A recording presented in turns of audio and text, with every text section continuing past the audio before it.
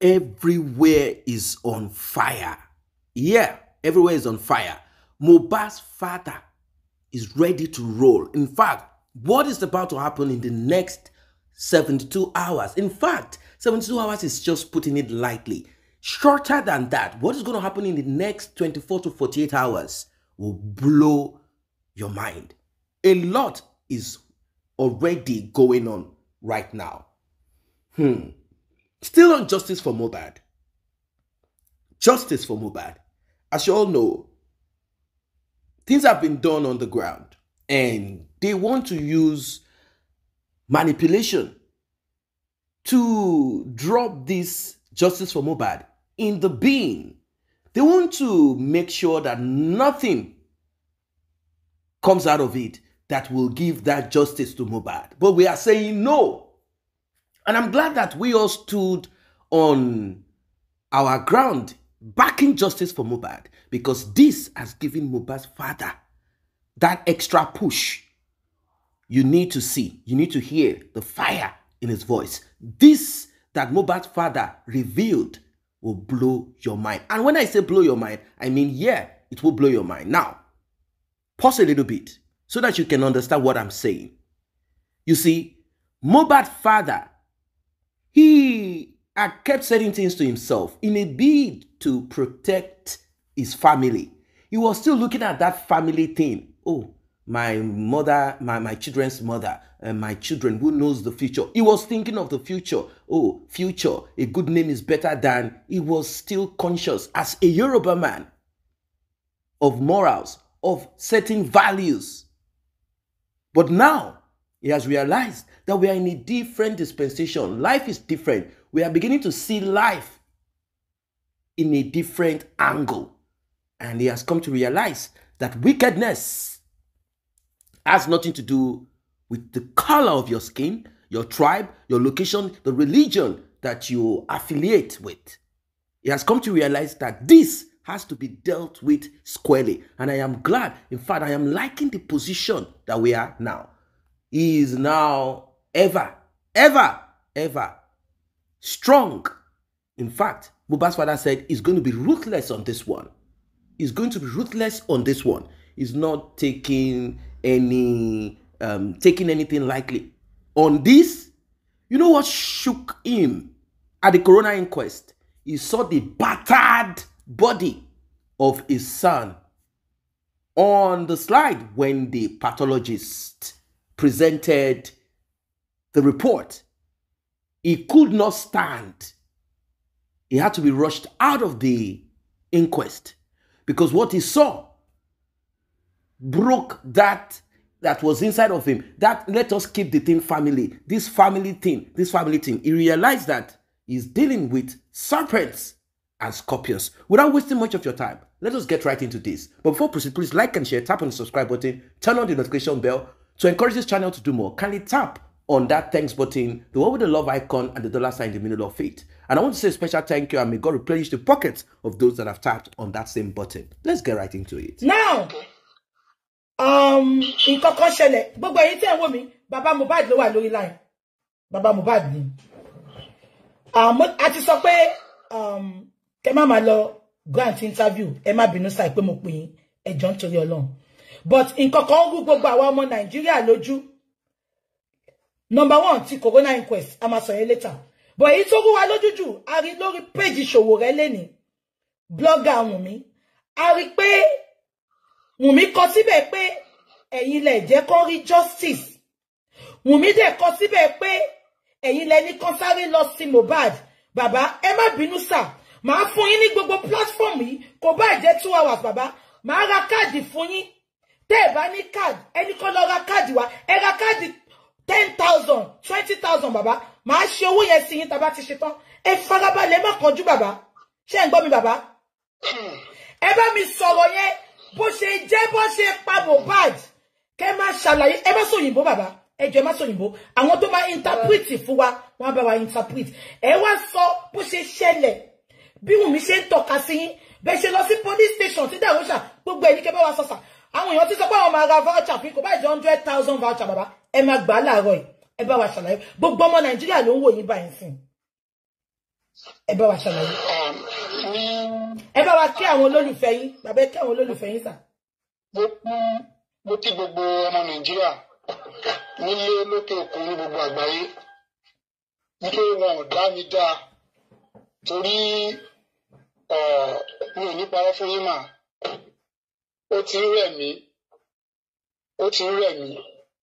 kọ́ nígbà tí mò ń gbọ́ gbogbo tó ń tẹnu ọmọ yìí jáde, mo wá rí wípé dalérú èèyàn ní ọmọ yìí. Mo wá fi àkókò yìí sọ fún gbogbo àgbáyé kí ẹnikẹ́ni má pe orúkọ ẹ̀ mọ́ orúkọ alọ́bàmú, torí pé mo ti rí ẹni yìí, mo dẹ̀ ti rí ẹbí wọn. Àwọn sáńbálátì ènìyàn ni wọ́n yà. Ní ìgbà tí ọmọ kú tí wọn ò pè mí, tó jẹ́ ìyá ọmọ yẹn ló pè mí. Tó pè mí tí mo débẹ̀ ní aago 9 tó ti yẹn bá àwọn ọmọ tó kú ní ọjọ́ yẹn wọ́n ti yẹn bá ọmọ ẹ̀. Tí dàrú ṣàdé ìbọ́ta tó dé explain ara ẹ̀ pé bọ́n ṣe fẹ́ fún bàbá òun ó jẹ́ kó òun ẹ̀ ń bá òun. Mi ò dẹ̀ lè rí òkú ọmọ mi nílẹ̀. Ok, ká lọ sí police station. Wọ́n gbé lọ sí police station tí wọ́n ti rí àyè, tí wọ́n ti mọ̀ wípé ẹnu wọn tó lẹ̀ ń bẹ̀. Ṣùgbọ́n mi ò mọ ibi kankan, wọn ò fún wa ní police report. Ìyẹn tún lọ bẹ́ẹ̀, adé mọ́ṣúárì. Ṣé báwọn ló pe ambulance? Ṣé bí àjọdé mọ́ṣúárì ni? Adé mọ́ṣúárì. Ẹni tó jẹ́ attendant bẹ́ẹ̀ sọ pé doctor report ńkọ́ and police report ńkọ́. Nǹkan méjì iná béèrè lọ́wọ́ mi, kò sí èyí tí mo lè tẹ́ndà, ìyàwó ẹ̀ dẹ̀ wà ń bẹ̀, ó dẹ̀ ń gbọ́. So ó ní doctor report dání tí bàbá tún lè kíìpù ọmọ yẹn sí mọ́ṣúárì. Gẹ́gẹ́ bí bàbá sí ọmọ, wọ́n ní ọjọ́ abáríbi ni bí ń wọlé, ṣé lè máa wò kọ́ ọmọ mi lẹ̀. Ambulance tí a pè, mọ́ṣúárì la pè fún un. Òun ló jẹ́ kó yarí nígbà tó dé mọ́ṣúárì pé ibi tí ẹ pè fóun rèé. Mo wá ń dùbà sọ́wọ́ Dàrúṣà. Wọ́n pe ambulance. Wọ́n dẹ̀ pé mo ṣe máa arrange, mo ṣe máa ṣe burial. Èmi ti lọ síbi tí mò ń gbé ní òru. Now, àwọn ni wọ́n gbé òkú dé ní aago 12 sí aago 1. Mi ò sí bẹ̀, mi ò mọ̀ wọ́n, but àbúrò mi tó wà ń bẹ̀ wá ka gbogbo wọn fún mi. Nínú recent interview tí ó bá àbúrò mi sọ, ó wá sọ pé ìbùkún ọmọ mi, Dàrúṣà, àbúrò ìyá Mohbad, bíi méjì ló wà pé tí wọ́n jọ gbé òkú yẹn dé. Now, ọmọ yìí, Cynthia yìí, ó wá sọ pé òun ò mọ ibi tí wọ́n gbé òkú ọmọ lọ, ẹjọ́ àjọ gbé dé mọ́ṣúárì. Ẹ jẹ́ pé fúnra wọn náà arrange gbogbo gbé òkú wá síbi tó ti máa sí. So, irọ́ ìyẹn ó ti pẹ́ tó ti ń pa. Òtítọ́ kẹ̀dẹ̀ rèé ló máa lékè irọ́. Ẹ jẹ́ kí wọ́n lọ títí. Ṣùgbọ́n omijé tí ọmọ yìí gbà lójú mi torí pé ààyè ni ọmọ mi wà lọ́dọ̀ ẹ̀ o. Tí n bá ní kí n pín ìpilẹ̀ṣẹ̀, mo wá rí i pé ọmọ yìí gangan ní jìbúùtù àwọn tó pa ọmọ mi. Mo sọ̀rọ̀ kan ní ìgbà kan, mo ní tí wọ́n bá ṣe di ẹ̀yìn, mo ní màá tọ́ka sí ẹni tó pa ọmọ mi. Ẹ rò pé mò ń parọ́ ni. Mo mọ tí mò ń sọ. Ọmọ ìjẹni tó ń sọ̀rọ̀ fún mi. Ní ìgbà tí wọ́n ń dán ọmọ yìí kiri, àṣé àwọn tí à ń mọ̀ ló ń na ọkọ ẹ̀. Ǹjẹ́ kí ìgbọ́rọ̀ ẹlẹ́nu mi rí? Ẹ sì sọ rí o bàbá. Àti Samnari ló lìdí àwọn oní ọba Lẹ́gùṣì ló ní kí wọ́n gbẹ̀mí òun, kí wọ́n nà ń pa. Àṣé ìyàwó ẹ̀ mọ̀ yìí pé àwọn àlè òun ló wá nà ń. So, Mohbad's father was not contacted when Mohbad RIP. Mohbad's mother was rather contacted when she passed the information to Mohbad's father. They were supposed to meet at a certain point.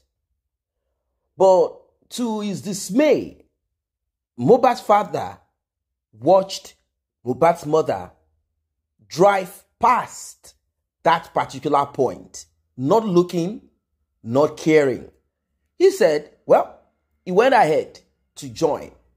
Eventually, they met themselves at a particular stop and he was shocked. He saw that no one was still calling him. And he's somehow like in a limbo, like he didn't understand what was happening. Well, he got to a point he had to grab the phone off Mohbad's mother's ears. And he said, I am the one, Mohbad's father. What is going on? The voice on the other side is from Darosha and Adura. Wunmi was behind the scene, observing, just like how she was behind the scene when that short clip of Mohbad demise announcement. She was there. You will never know.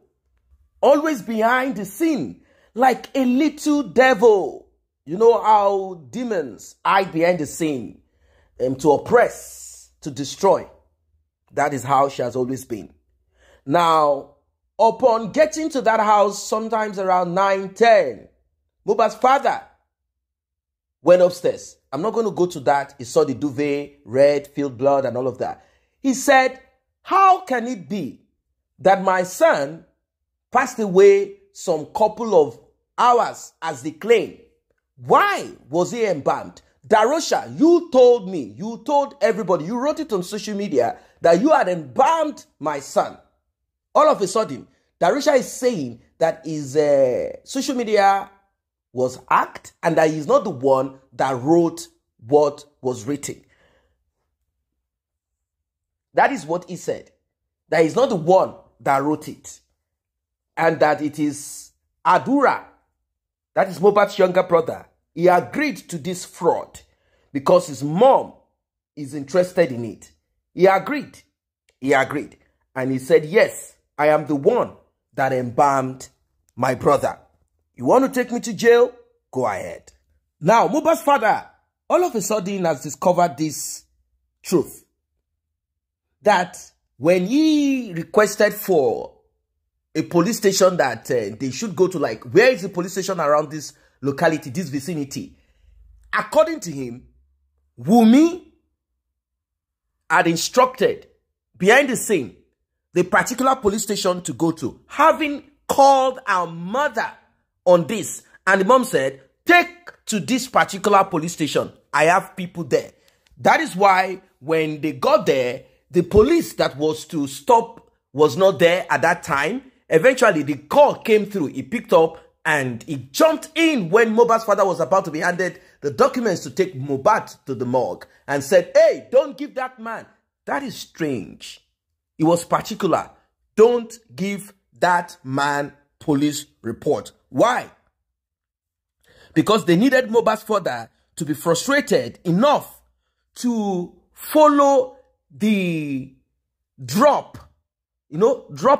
Like you need to catch someone, you need to catch a rat, you begin to throw some, like you need to catch birds, you throw some seeds. So Mohbad's father already got that ahead. He knew what Wunmi was trying to say, but he didn't really get the true picture because at that time he was in total disarray. Now, what is this seed that Wunmi planted? Remember, she's always behind the scene. She had suggested to Mohbad's father, take Mohbad outside of Lagos. Take Mohbad to your village. Take Mohbad to your village. Take Mohbad to your village. And that is what they wanted to achieve. So they took Mohbad alongside his father to the police station that they had influence. A police station where they can manipulate. A police station where they can manipulate all. The question is this. What was the purpose of the embalming at the beginning?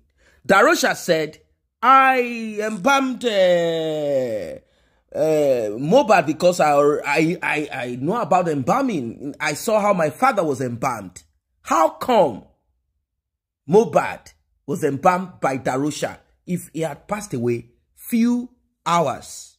Let's say 1 hour, 2 hours. Why was he hurriedly embalmed? Well, finally, since he couldn't get what he needed, they embarked on the mortuary journey. When they got there, the mortuary attendant requested for police report or doctor's report, or both of these reports. Now, Mohbad's so-called wife, Wunmi, was there. She had the doctor's report on her. She kept mute. She didn't say nothing. She held it to herself.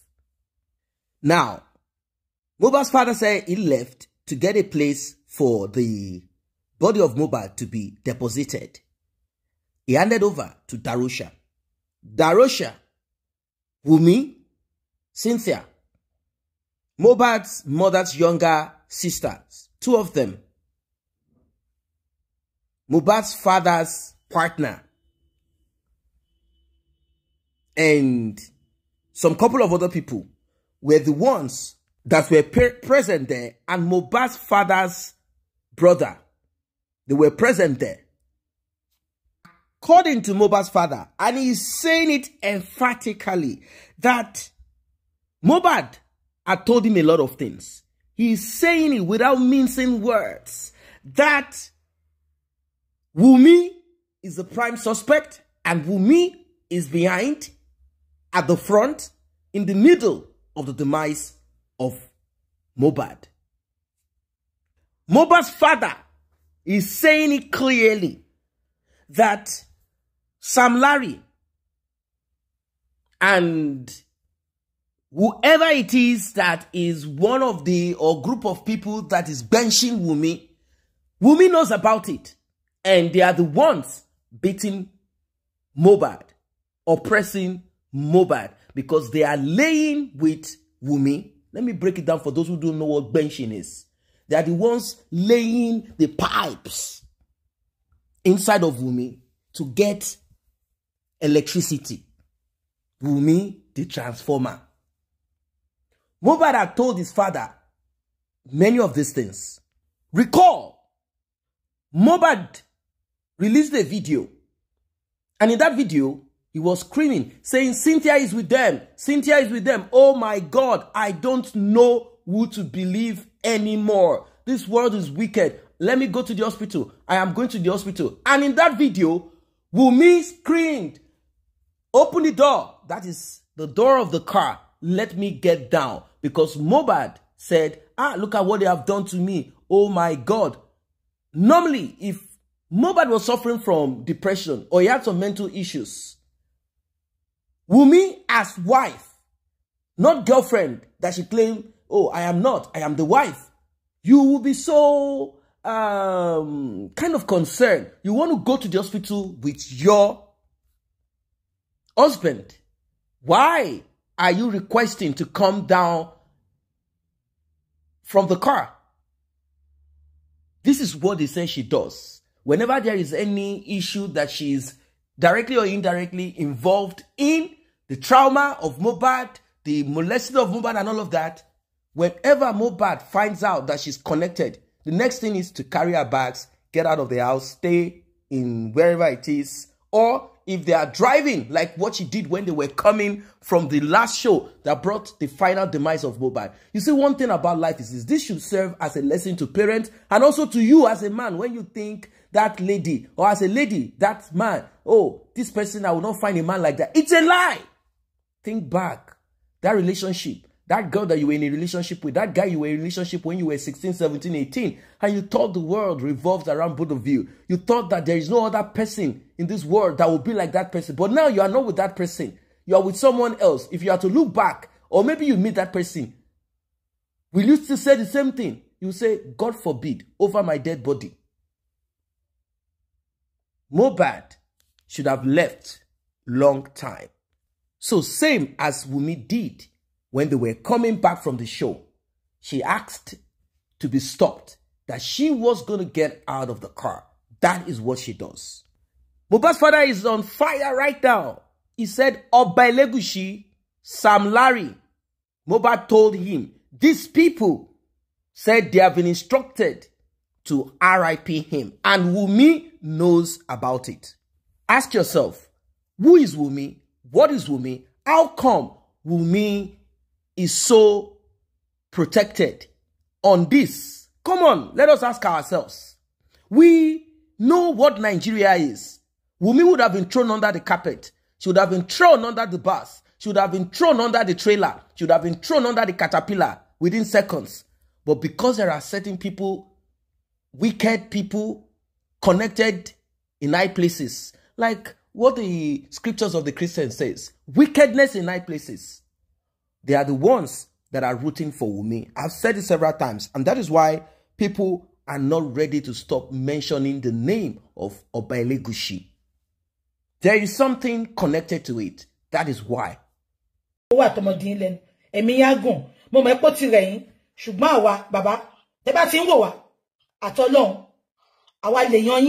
Baba, àwa ni family yín. Ṣé ń gbọ́ mi baba? Gbogbo wa tá dúró tì ní family yín. Ẹ má ké. Baba is crying. Baba ẹ má ké. Ẹ má ké baba, ẹ jọ̀ọ́. Ẹ má ké. Baba ẹ má ké.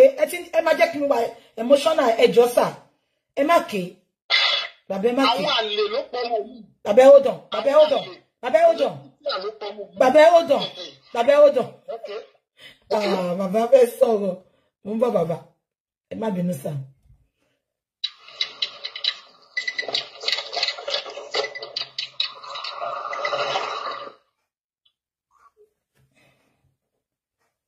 Baba hold on sashegbo because Instagram yẹn wọ́n máa ń bu yín gan be àwọn demo fẹ́ kan gbọ́rọ̀ jù ẹni sùn baba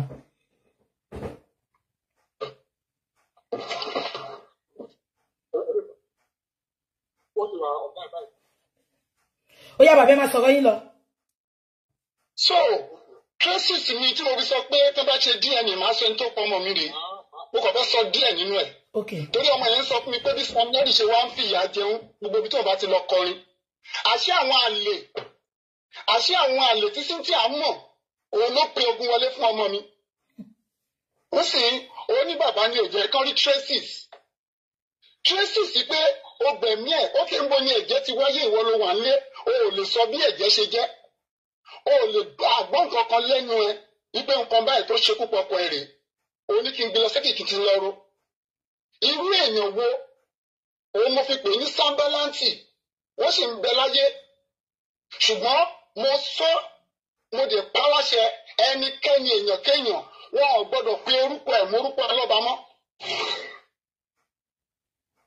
wọn ò gbọ́dọ̀ pé wọ́n pè é ní Mrs. Alọ́ba ó ti dèrò látẹ̀yìn torí ọ̀rọ̀ tó sọ pé èmi ni ò jẹ́ kán rí traces ẹ gbọ́ ẹni tó ní doctor report dání tí yóò fi sílẹ̀ láti gbé òkú sí mọ́ṣúárì tí wọ́n ti mọ tí wọ́n fẹ́ ṣe tí wọ́n ti ṣètò tí wọ́n lọ ju aṣọ síbi òkú aṣọ tó ní kó fi bora ètò tẹ́ ẹ̀ ṣe fúngbà tó wà láyé ńgbà tó kú ló ní kó lọ fi aṣọ bora nínú òkú tó ń ju àdó síbi tó mọ́ sùn sí.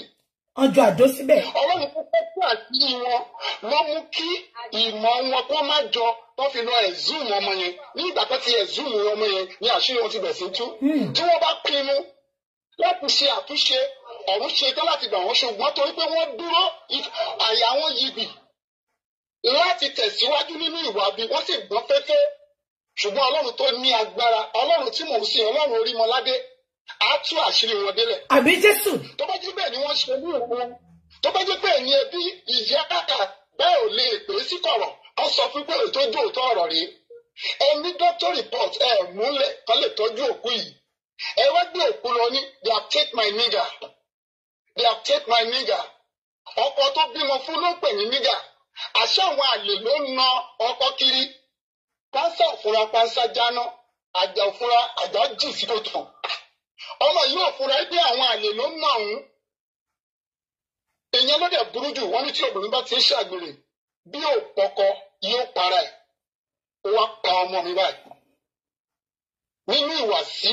àti ìṣesí ẹ̀ traces tẹ̀ mí rí ní gbogbo tí ọmọ yìí sọ fún mi ó ní dádì wọ́n máa ń nà ó kiri mo wá pèdè yẹn fún ìjọ ẹ̀mí pé téèyàn ò bá nílé tí ò tún níta mo ní kò ṣe ohun tó dáa ó ní kí ni ìtumọ̀ ẹ̀ bàbá náà ó ò níta ó yẹ kó o nílé padà sí Ìkòròdú tí wọ́n ń kì ẹ́ mọ́ ká gbéra ká lọ rí ọba tó wà ní Ìkòròdú ṣé bọ́ọ̀lù ló wà ní Lẹ́kì jẹ́ ká lọ́ba Ìkòròdú bóyá kó lè pọ̀ ọba Lẹ́kì ìjọ tó yẹ kó wá ọmọ yóò tún jẹ́ kí ọmọ mi gbọ́rọ̀ sí mi lẹ́nu wọ́n wá pín ráìsì ni èrò tó ya délé mi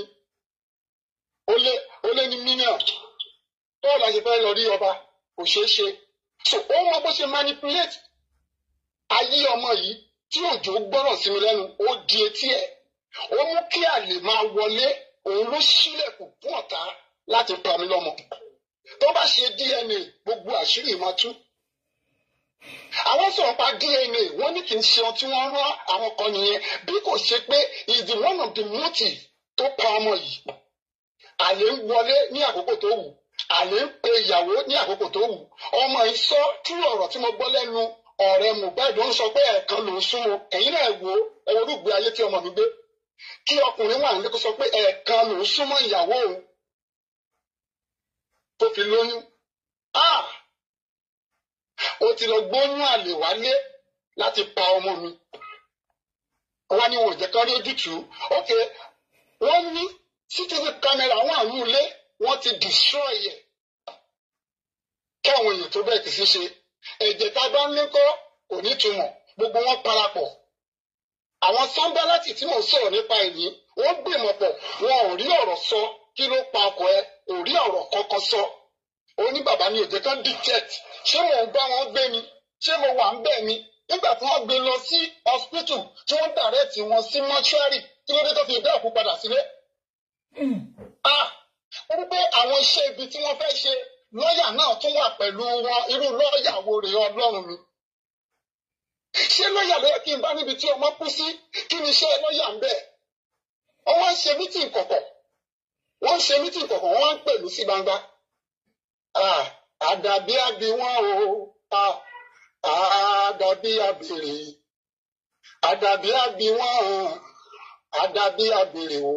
Èmi ò mọ̀ wọ́n sọ pé mo ṣe tàfẹ́rẹ́ ọjọ́ mi ká. Wọ́n ní mo béèrè fún placenta ọmọ, ṣé bí bàbá ọmọ ló lọ́mọ, ṣé bọ́ lọ́mọ ló ní ìgbàjà. Àdàbí àbí wọn o, àdàbí àbèrè o. Èmi ò mọ̀ wọ́n sọ pé mo ṣe tàfẹ́rẹ́ ọjọ́ mi ká. Ṣé bí bàbá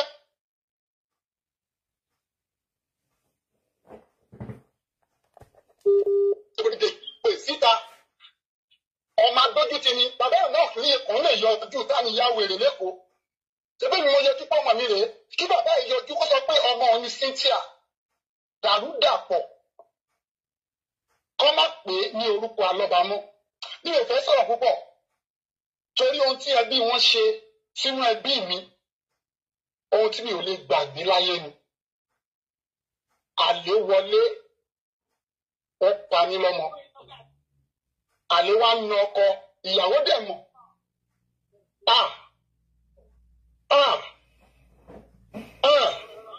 Ọmọ ikú wá tẹ ọkà mi nílùú mọ́lẹ̀ o. Mo ṣetán láti gèjẹ o. Torí wípé níbi tí ọ̀rọ̀ dé yìí láti sọ pé ṣé mi mo pe ambulance. Ó náà wọn ò mọ ibi tí wọ́n gbé ọkọ̀ ń lọ. Ẹgbẹ́ arúmọjẹ wọn ò mọ ibi tí wọ́n gbé ọkọ̀ ẹ lọ. Wọ́n bá lójú wa mọ̀ pé òun amú aṣọ òkú dání. Àbí? Ó fẹ́ fi sí òkú. Ìran yín náà ló ń pòkún pópó. Ókè, nígbà tó lọ ju aṣọ, ó gbọ́ yìí kó máa padà ìzúùmù ẹ̀ ibi tá àṣírí ẹ̀ ti tú nìyẹn. Ẹ máa wọ́n tí Ọlọ́run yóò ṣe. Ọlọ́run wà lójúṣe o. Ọlọ́run orí mọ́ládé ń wò ní o. Àbí tí bá purọ́ mọ́ ẹnikẹ́ni nínú wọn. Ṣùgbọ́n traces mo rí àwọn àlè Cynthia ló pa ọkọ o. Láì tí ì ṣe DNA tó ní sáfún traces ti wà. Ipé àwọn àlè ọjọ́ sí tí ò jẹ́ kọ́mọ yìí sùn tí ò jẹ́ kó rí ṣòṣe tó ń lé kiri àwọn ló padà wá pa ọmọ. Bí èmi sọ jù yẹn lọ ṣùgbọ́n ẹnikẹ́ni láti èmi lọ ọ̀rọ̀ jáde àṣẹ tẹ̀lé ẹnikẹ́ni ò gbọdọ̀ pé orúkọ alọ́ba wọn Cynthia. Kọ́ béèrè orúkọ bàbá ẹ̀ Ọ̀nàbánjọ tó pè mọ́. Ó di àṣẹ látẹ̀mí o kò gbọdọ̀ jẹ́ orúkọ alọ́ba mọ́. Bàbá ó tún wá sọ statement kan nínú update tó ṣe fún Sahara. Bàbá ṣe ń gbọ́ mi sà. Bàbá ó kọ statement kan sínú nǹkan tó kọ fún Sahara. TikTok ti lọ. Ó sọ statement kan sínú nǹkan tó kọ sí tó sọ fún Sahara sà. Mo bọ́ sà ẹ ó dọ̀ sà torí TikTok ti lọ. Àwọn tó dẹ̀ support náà wà ń bẹ̀. Ó sọ nǹkan kan fún Sahara sà. Ó sọ pé ẹ ti sọ yẹn náà ó lẹ́yìn lè jẹ́ kọ́rójú tu ikú Mohbad. Ó wá sọ statement jọ pé ìgbà tó jẹ́ pé ìyìnlẹ̀ ní kán lọ sáré sí number 1 ipé wọ́n tún sí tán ipé tún pàṣẹ fún wọn kán gbé òkúta lé bàbá ṣẹ́ wà bẹ́ẹ̀ gbà tán sí ẹ bá wa tàn mọ́lẹ̀ sọ́rọ̀ yẹn ọmọ yẹn èmi ò lè witness òkú ọmọ mi ò sí níbẹ̀ sí níbi tí wọ́n gbé sí nínú ọ̀rọ̀ máa pe voice note kan máa pè ẹ̀ máa send ẹ̀ sí mà nínú ọ̀rọ̀ tí ìyá Mohbad bá àbúrò mi sọ àbúrò mi jẹ́ ká mọ̀ wípé ìbùkún àkọ́bí mi àdúrà dàrósà Gbóyèga tó jẹ́ àbúrò ìyá Mohbad wọ́n gbé òkú Mohbad wá síbi tí wọ́n ṣe sí kò ń ṣe tí mo lè witness gẹ́gẹ́ bí ọmọ Yorùbá gidi so àwọn wọ́n wà ń bẹ̀. bàbá ta ló wá pàṣẹ pé kàn rẹ bọ́n ṣe rẹ yẹn tó sọ pé tún gbé òkúta lé lórí bíi pé wọ́n mọ̀ pé Mohbad ò tí ì kú tó ń fẹ́ jẹ́ kó dìde kó jí so ṣé Dàrósà la máa sọ pé ó gbé òkúta because Wunmi accuse yín pé ẹ̀yin lẹ pàṣẹ pé kó gbé òkúta lé lórí wípé kàn rẹ òkú Mohbad Wunmi sọ bẹ́ẹ̀.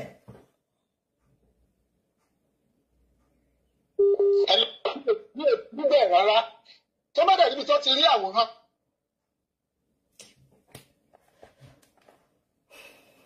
So kò sí traces pé mo wà ń bẹ̀ ṣùgbọ́n ní àdúgbò yẹn ni mo wà mi ò lè fojú kan kó sí yẹn títí wọ́n fi sí gbogbo pé mo ṣe wọ́n á rí sí mò ń rí lónú fíìmù ni. So bàbá ẹ̀yin kọ́ lẹ sọ pé kọ́ lọ ra pósí ṣàbẹ̀ pé Dàrósà sọ ní police station ṣe lè bá wa tàn mọ́lẹ̀ sí nǹkan tó ṣẹlẹ̀ ní police station ìgbà tẹ petition Dàrósà sà.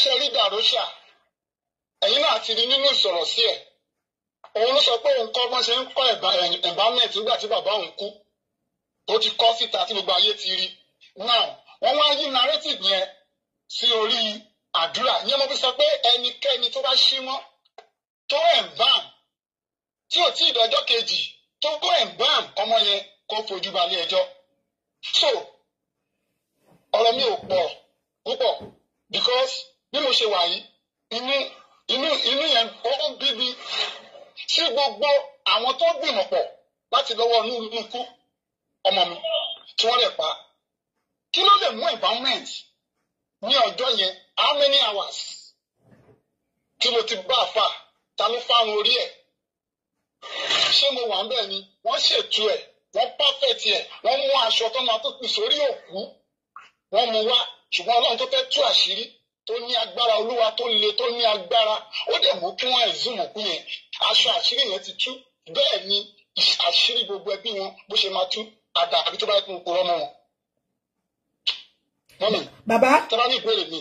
bàbá so ṣẹlẹ̀ ìtọ̀nà náà nǹkan tó ṣẹlẹ̀ ní police station jọ yẹn fún wa wọ́n ní Dàrósà sọ pé ẹ̀yin lẹ ní kọ́ lọ sí sorry not kọ́ lọ sí ẹ ti sọ reason tó fi lọ. ṣe rí Dàrósà ó lè dé bẹ́ẹ̀ kó máa parọ́ ṣùgbọ́n òtítọ́ máa lékè irọ́.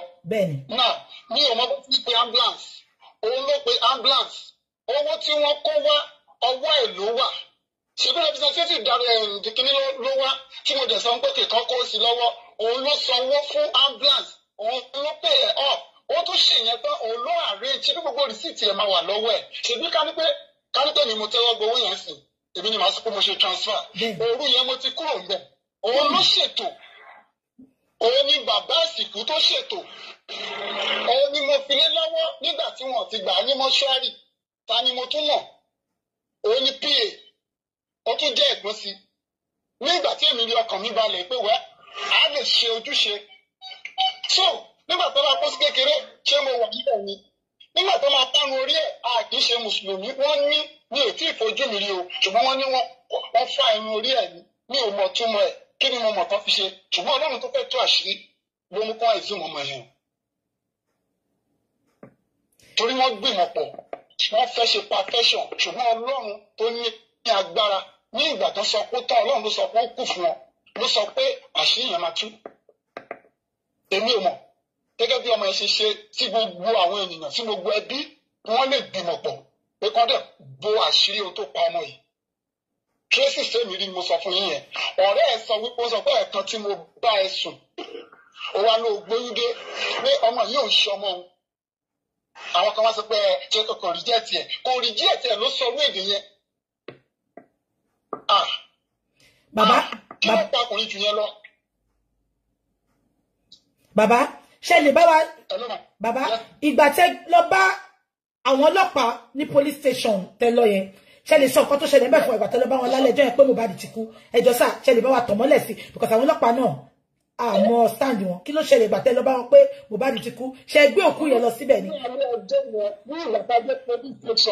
nígbà tá a dé police station mo ní I need the police report now wọ́n ti kọ report wọ́n ti ṣe everything wọ́n ti sign wọ́n kàn fún mi ní ìwé yẹn ní another police wá from knowing office ó dẹ̀ wá bá mi pé daddy we cannot grant that police report ó ní why ó ní when this event happen where did you report where is the nearby police station you report to and I now said I'm a newcomer in Ireland here I don't know where to and when I met them with the coffee and when I met them with this body I have to come and report before leaving here and ọwọ́ tó ń gbé torí pé mi ò ti report yẹn torí pé mi ò report nígbà tó kú yẹn wọn ò lè fún mi ní police report wọ́n dẹ̀ waste like 3 hours kó tó di pé a gba mọ́ṣúárì Ìkòròdú lọ àtúndé mọ́ṣúárì láì mọ̀ pé ìyàwó ó ní doctor report lọ́wọ́ tàbí sọ pé ká máa gbé lọ sí mọ́ṣúárì tẹ́lẹ̀ ó wà lọ́wọ́ ìyàwó wà ń bẹ̀ ọmọ ẹ̀ wà ń bẹ̀ àǹtí ẹ̀ wà ń bẹ̀ ẹ̀gbọ́n ẹ̀ wà ń bẹ̀ tó jẹ́ ọkùnrin nínú káà tí wọ́n wà ó dẹ̀ ń wò mí báyìí wọ́n reject òkú yẹn láti gbà sí mọ́ṣúárì ó dẹ̀ ní doctor report so tó yẹ parí doctor report tí wọ́n ti direct wọn láti tell hospital pé kán máa lọ kán gbé lọ sí mọ́ṣúárì wọ́n máa gbà á torí pé doctor ti sáyẹ̀nsì but ó wà lọ́wọ́ ẹ̀ ó keep ẹ̀ ó fẹ́ kó òkú ẹ̀ yá náà ni orí ò jẹ́ kó drop ẹ̀ ẹ jọ̀wọ́ ṣé kí wàá wò ọmọ kékeré wọn ní ọjọ́ abáríbi ni bí wọlé kí n máa wò ó lẹ̀. bàbá irú ènìyàn tó jẹ́ ìgbà tí Mohbad kọ petition tó kọ ẹ mọ̀ petition tó kọ kó tó kú yẹn ẹ bá wa yànnà yóò ẹ̀kẹ́dẹ̀ bá wa pé àwọn kẹsàn nǹkan tó ṣẹlẹ̀ ńbẹ̀ yẹn. ẹni petition tó tọ́mọ yìí kọ ó ti sọ ọ̀pọ̀lọpọ̀ orúkọ síbẹ̀ ibẹ̀ láti rí Sam Larry ó sọ pé òun wá láti ẹbí Ẹlẹ́gùṣì ó wá sọ pé ọba Ẹlẹ́gùṣì rán wọn iṣẹ́ ó ní sọ pé kán gbẹ̀mí òun ó kọ síbẹ̀ ṣùgbọ́n ní ìgbà tí ìyàwó ti dé agbódegbà a ti sọ fún ọ pé ọkọ òun fẹ́ gbé ìgbésẹ̀ báyìí o gbogbo ìgbésẹ̀ tọmọ yẹn ń gbé ó kàn ń bọ́ sí òtún bá ń tẹ́ni ṣé mi pé gbà tí Cynthia adé corona ṣé mi pé kò dárúkọ Sam Larry rárá. wọ́n sọ bẹ́ẹ̀. ṣé pé náà má lè pariwo. náà má lè kọ́ ló ń dárúkọ. tó lọ́pọ̀ tí mo pẹ́ àwọn àgbò ló kọ òun ní. ó ti mọ̀ pé kí ni sà kí lẹ sọ ẹ tún sọ àgbò. ó ti mọ̀ pé àwọn àlè kí ló lè mú kí láìṣẹ̀ láìrò tó lè mú kó máa ná ọmọ kiri. àwọn àrí chases a ní kó ṣe DNA ó sásọ̀tún ó ní bàbá ò tí ì gba kinní kan ò gba court order dé òtún tẹ́wọ́ gbà alẹ́ mọ́ géètì kò tó ráyè ṣe. bàbá wọn nígbà tẹ́ dé police station wọn náà sọ pé wọn ní lọ́ọ̀yà sọ pé kò ní ṣe lóòótọ́ ni. bẹ́ẹ̀ ni lọ́ọ̀yà sọ bẹ́ẹ̀ mi ò ń parọ́ ọlọ́yà sọ pé mo ní DNA is the one of the motive that kill my son and he must to do it lọ́ọ̀yà sọ pé no she will not and the president of police nǹkan tí lọ́ọ̀yà sọ nìyẹn but èmi mọ̀ pé wọn ò lè rán lọ́ọ̀yà yẹn wọn ò lè rán níṣẹ́ kó wá jẹ́rú iṣẹ́ yẹn fún mi ó ṣe mistake ni ẹ jẹ́ kí n gbà pé ó ṣe mistake ẹ ṣe mà. bàbá nípa nǹkan tó sọ ní kóòtù lánàá àwọn èèyàn rò bíi pé justice for Mohbad ti tán nìyẹn ṣe lè bá wa fún wọn l'assurance because èmi ti sọ. ẹ wo ẹ jẹ́ ká sọ pé part 1 ló lọ part 2 la ṣẹ̀ṣẹ̀ fẹ́ bẹ̀rẹ̀ yìí ẹ ló mà ó ṣẹ̀ṣẹ̀ bẹ̀rẹ̀ because a máa ṣe pathology and the autopsy gbogbo ẹ̀ la máa ṣe ẹ̀yin mọ̀ ẹ̀kọ́ ti lọ́wọ́ kánú mo pe ọ̀rẹ́ mi kan tó jẹ́ dọ́tọ̀ mà ẹ̀gbọ́n kan tó sọ fún mi ó ní bí òkú kú fún ọdún kan ó ní bó rí egungun ẹ̀ ó ní wọ́n sọ ikú tó pa ọ̀rẹ́ mi ló ìsọ̀rọ̀ fún mi o sí dọ́tọ̀ náà ẹ má wọrí ìjà yẹn ṣẹ̀ṣẹ̀ bẹ̀rẹ̀ ni a gbọ́dọ̀ mọ ikú tó pa Mohbad inú ilé ni Mohbad kú sí a gbọ́dọ̀ mọ ikú tó pa CCTV camera tó wà ń bẹ̀ a gbọ́dọ̀ wá jáde ilé kejì wà ń bẹ̀ bó jẹ́ voice lásán ó gbọ́dọ̀ carry it out street wà ń bẹ̀ tó bá yẹ pé àwọn ọlọ́pàá wá ṣiṣẹ́ tó yẹ kán ṣe street wà ń bẹ̀ wọ́n á mọ̀ ìgbà tí wọ́n gbé jáde wọ́n gbé òkú jáde wọ́n gbé òkú dé hospital wọ́n sọ pé brought in dead. Now wọ́n tún gbé lọ hospital kejì dead náà ni wọ́n pè é ó kè máa gbé lọ sí mọ́ṣúárì wọ́n gbé padà sílé. Ọ̀rọ̀ mi ò làwọn fẹ́ sọ wọ́n wá dẹ̀ ń yí wọ́n dẹ̀ ń yí tí àwọn tó witness ẹ̀ ṣé lọ́ọ̀yà ò lè bọ́ síta pé irọ́ ni bàbá yìí pa kó tiẹ̀ bọ́ síta pé mi ò bá wọn bẹ̀ àbí kóun náà wá sọ pé òun ò bá environment ń bẹ̀ àbí àwọn tí wọ́n wá gbé tó jẹ́ pé bíi ambulance yẹn ṣé wọn ò bá ní environment. Mi ò ń ṣe àfáà mi ò ṣe pé ọmọ èdè àwọn àfáà o ṣùgbọ́n kò yẹ kí aláàfáà ṣáájú mi débi tí ọmọ ti kú kò dé kí aláàfáà ká wá fá orí fọ́mọ àti fá orí fọ́mọ ní gẹ́gẹ́ bí kìrìsìtẹ́nì kí ni mo mọ̀ tán fi ṣe ṣùgbọ́n ọlọ́run tó fẹ́ tú àṣírí wọn ló mú kí ìmọ̀ wọn kó má jọ tán ẹ̀zún nìyẹn òun gọgọgọgọgọ lọ́lọ́run fẹ́ fi tú àṣírí bó ṣe jẹ́ nìyẹn mọ̀. Bàbá ẹjọ́ mo fẹ́ kẹ́ bá mi tọ̀ mọ́lẹ̀ sọ̀rọ̀ kan sà wọ́n ní níjọ́ ìgbà tẹ́ lọ fún engagement ṣé engagement ilẹ̀ bá wùn nọ́mbà yín sọ ni àbí introduction wọ́n dẹ̀ sọ pé wọ́n kó aṣọ sílé yín lọ́wọ́ ńjọ́ ẹ bá wa ṣàlàyé yẹn sà.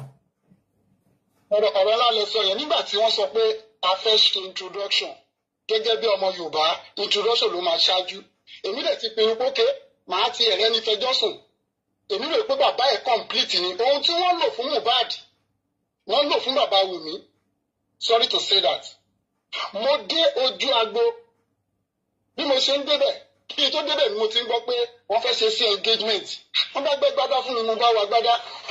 ẹ dúró bàbá ẹ dúró àwọn èèyàn sọ statement kan wọ́n ní ìgbà tẹ́ mọ̀ pé ẹ̀ láìkí Wùnmí ipe kí ló dé tẹ́ ṣe lọ tọrọ ẹ̀. ẹ ṣe rí introduction mọ̀ mí kí n mọ orí èèyàn tó jẹ́ wọ́n ní ọmọ burúkú ṣe é fẹ́ àna burúkú ni ò ṣe é ní tí Wùnmí bá ní bàbá tó dáa ó yẹ kó àdírẹ́sì àwọn èèyàn pé ọmọ mi ṣe nǹkan báyìí ẹ wá gbọ́ ilẹ̀ Yorùbá la wà yìí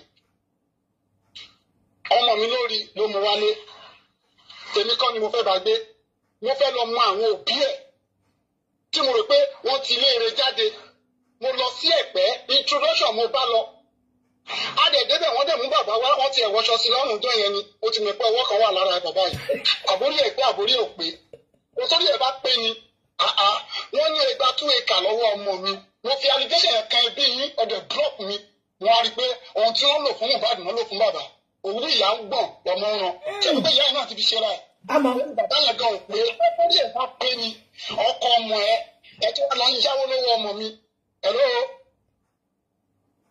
bàbá mo wà ní so bàbá ìgbà tẹ́ dé introduction ẹ máa sọ lọ. nígbà mo di introduction wọ́n lè bàbá yẹn wá bí ẹni tí ara ẹ̀ ò yá wọ́n wọṣọ sí lọ́rùn ikú ẹ̀ bí ikú omi ẹran báyìí ni wọ́n gbé débẹ̀ wọ́n gbé dúró àjọ dúró mọ́ àwẹ̀ pé kẹ́rọ bàbá yìí ya àbágbà àìsèjì nọ́mbà ẹjọ́ o bọ́bẹ̀ báyìí ni mò ń pass through o ìjọba báyìí ni mò ń pass through o ọlọ́run ti ẹ̀ gbọ́ ògbà tó ń gbọ́ àṣé bàbá yẹn ló bá wọn ralẹ̀ wọ́n ti fún ní ṣí àti ẹ̀ náà kí lè wá jáde wọ́n gé ilẹ̀ yẹn mọ́lẹ̀ 2 acre ní Ẹ̀pẹ́ bí ọlọ́run ti fẹ́ máa gba ilẹ̀ yẹn lọ́wọ́ wọn. àmín Jésù.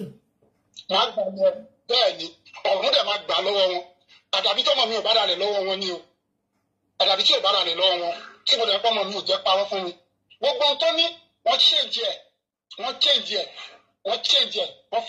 ẹ̀ múra wọn lọ́wọ́ so ó wá ń sọ pé èmi tí mi ò mọ nǹkan kan nípa bí ọmọ yẹn ṣe kú èmi tí mò ń wò wípé ọmọ tí ó fi mí wọn ní ilẹ̀ tó rà ó gbalẹ̀ lọ́wọ́ ẹ̀ ẹ̀yin náà ẹgbọ́rọ̀ burúkú lẹ́nu ẹyẹ tí ẹ̀gbọ́n ẹ̀ sọ pé ilẹ̀ yẹn ó gbà lójú ayé ẹ̀ ohun tí ọmọ bá ṣe fún bàbá ọmọ ló padà ní. bẹ́ẹ̀ni. ní ìgbà tí mo gbọ́ ikú ọmọ ilẹ̀ mi òun ló ní ni mo fi darí ẹ̀ síbẹ̀ àwa ń lọ ọmọ ń bọ̀ ni kí ọmọ tí mo gbà yí pé òun yóò gbẹ̀yìn mi tó jẹ́ ayọ̀ mi ìkejì mi ọládìméjì mi ọwọ́ apá aṣáájú mi wọn ni ó gba nìyẹn lọ́wọ́ ẹ gbọ́ ta ni ò ní kú láyé ọmọ tó yẹ kó jogún mi Ọlọ́run àwọn ẹbí dẹ̀ dúró àwọn òbí ẹ̀ dẹ̀ dúró wọ́n dẹ̀ wà nínú ayé yìí wọ́n sọ fún pé ibi tó ń lọ yìí.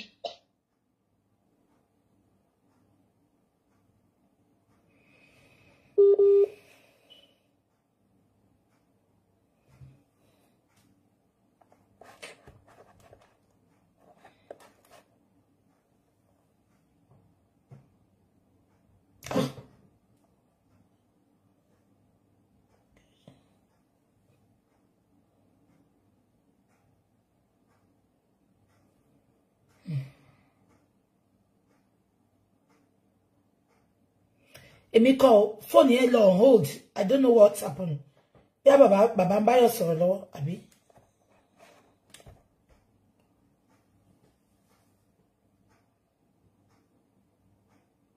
Phone yẹn wà on hold. Ẹ má bínú.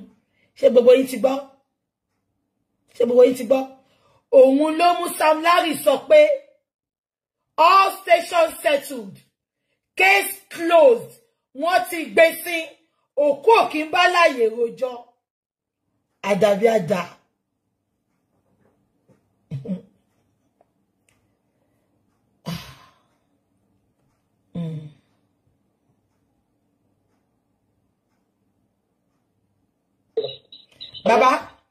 Baba, ẹ má sọ̀rọ̀ yín lọ.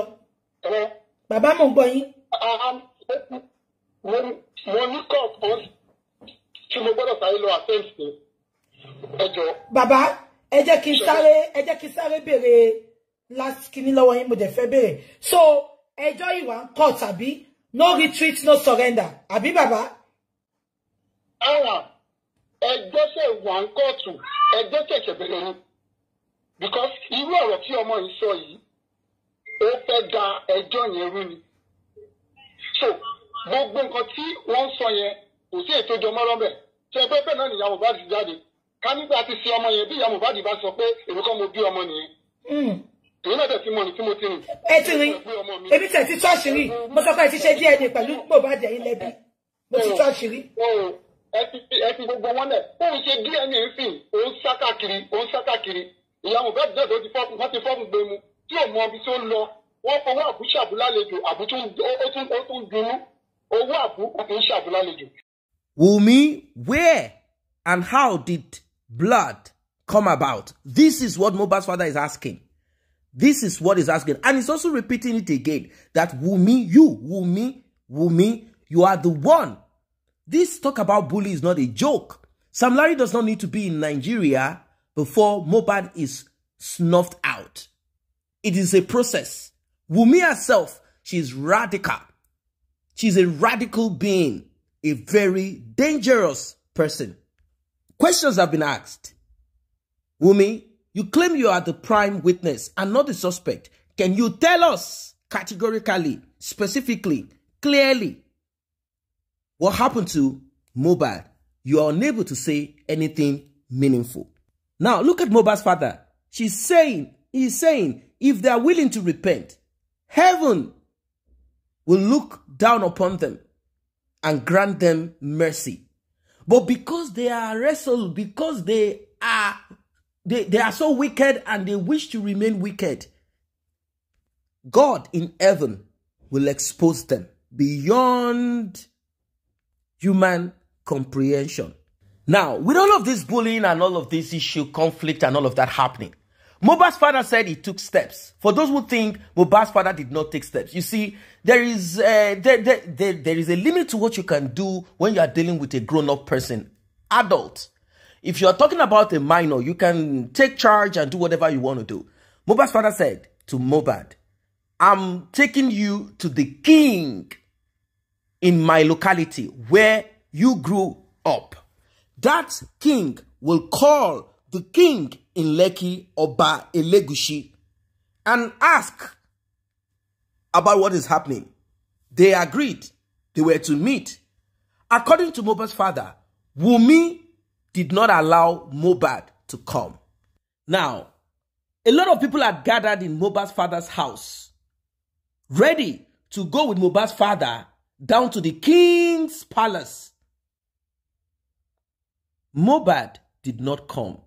Mohbad switched off his phone. And when Mohbad's father was to contact later, he realized that Wunmi had manipulated Mohbad. Now, that is the part that I want us to dwell on a bit. Was it manipulation?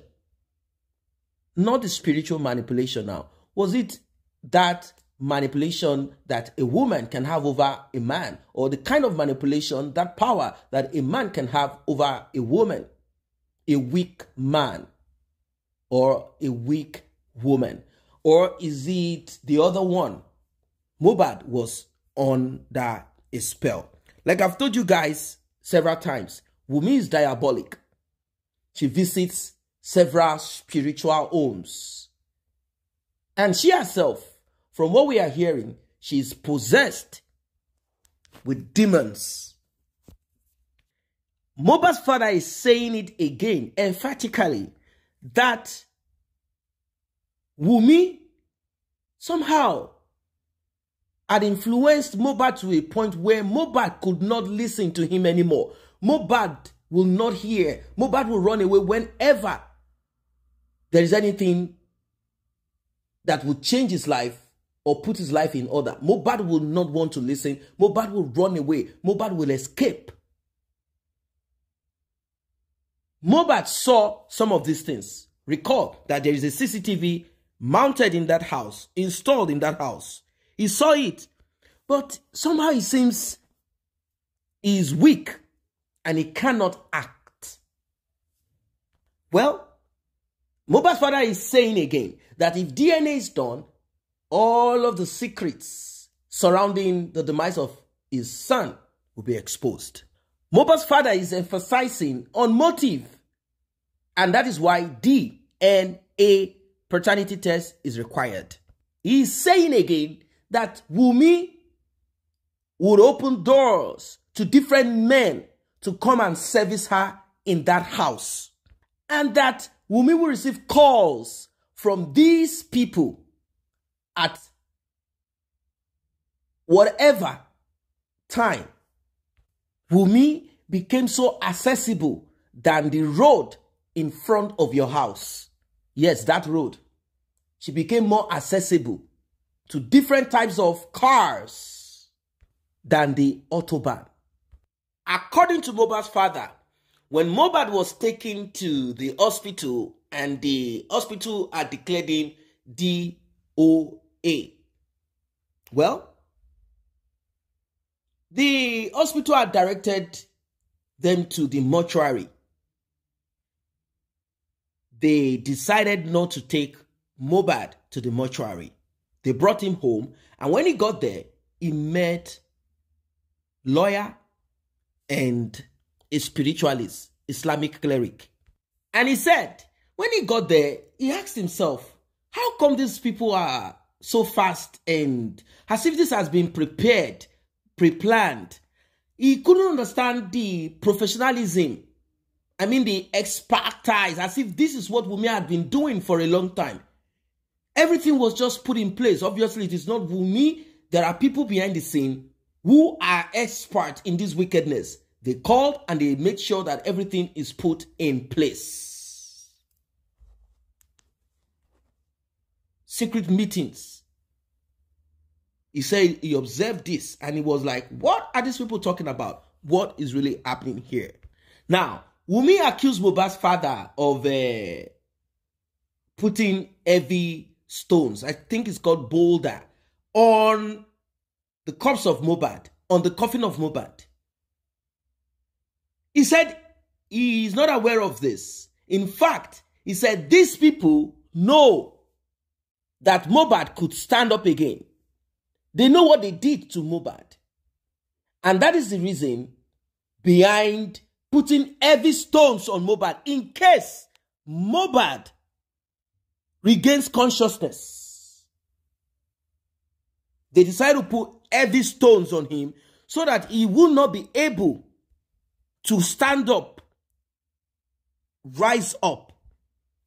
They know what they did. They know what they administered to Mohbad.